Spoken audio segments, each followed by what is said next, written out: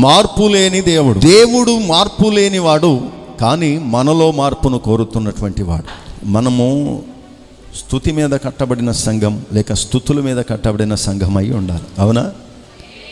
స్థితుల మీద కట్టే సంఘం కాదు ఇది, స్తుతుల మీద కట్టిన సంఘం.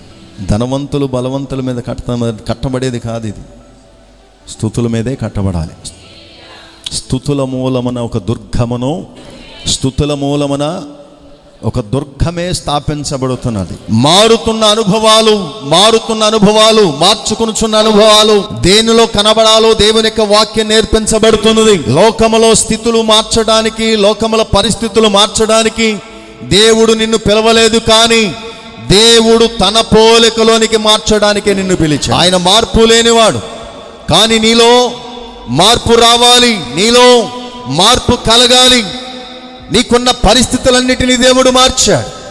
నా అంగలార్పును దేవుడు ఏం చేశాడు? నాట్యంగా మార్చాడు. ఈ నాట్యము దేని కొరకు? ఎక్కడుంటే నాట్యం, ఎక్కడుంటే సంతోషం, ఎక్కడుంటే ఆనందం. హల్లెలూయా.